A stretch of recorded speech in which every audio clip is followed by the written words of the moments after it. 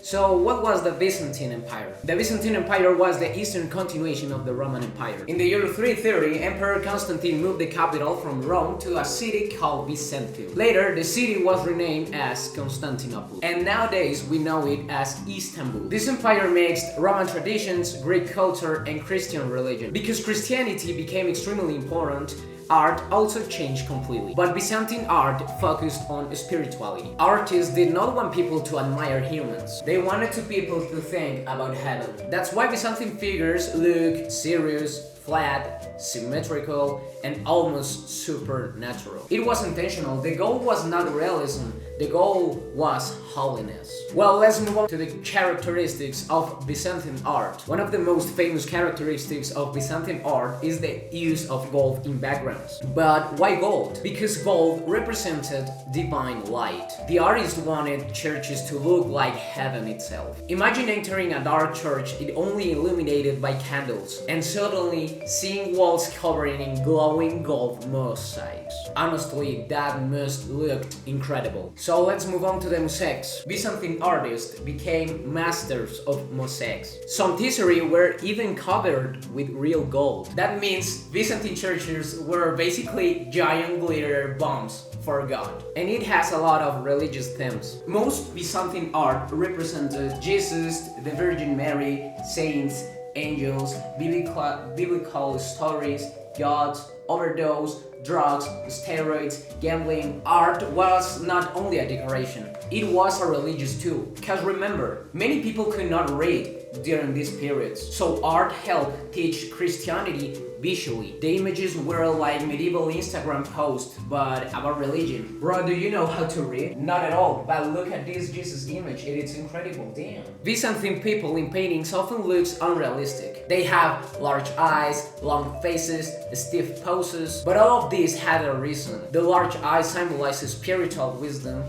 The figures appear calm and emotionless because they were meant to feel eternal, not human, not temporary, almost divine. Another important thing was Byzantine architecture. One of the greatest Byzantine buildings is Hagia Sophia. It was built in the 6th century under the Emperor Justinian I, and honestly, it was an engineering miracle. The most famous part is the enormous dome. The dome seems to float above the building because of the windows placed underneath it. When people entered the church, they felt small, emotional, like connected to God. And that was exactly the purpose. There's even a story about that emperor. When he saw the church completed, he shouted, "Solomon, I have surpassed you." Basically, he was saying, my church is so much cooler than the temple of Jerusalem. A very humble behavior for an emperor. So let's continue with this idea of domes and light. Light was so important. It had a spiritual meaning. The brighter the church looked,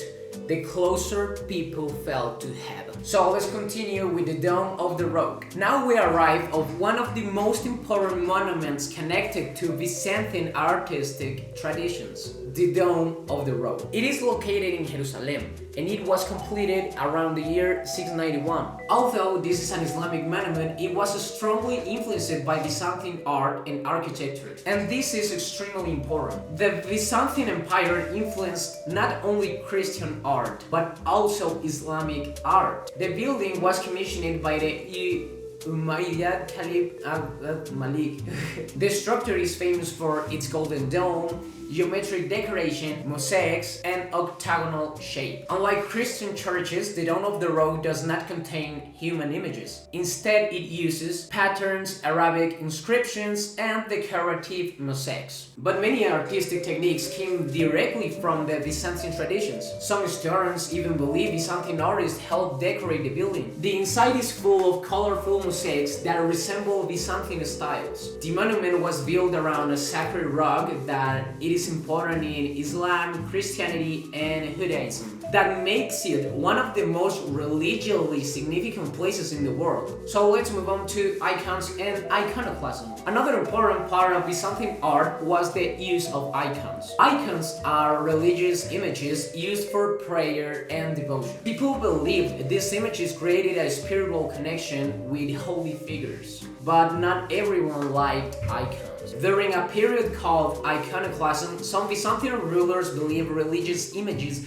were dangerous or even sinful, and many artworks were destroyed. Imagine spending years making beautiful mosaics just for one to come and say, actually, we are deleting all of this. Basically, it was the medieval version of getting cancelled. Later, icons returned and became central again in Orthodox Christianity. So, conclusion, Byzantine art was more than decoration. It was a way to express faith, power, and eternity. Its artists transformed churches into spiritual experiences filled with gold, light, and gold, and God, and money. And yeah. Its architecture influenced both Christianity and Islam. And monuments like the Dome of the Rock show how Byzantine ideas traveled across cultures and other religions. Even today, Byzantine art continues to inspire architecture, religious art, and modern design. So next time you see a golden mosaic or a giant dome, remember that Byzantine art held the visual language of the medieval world. And honestly, they made look history absolutely majestic. So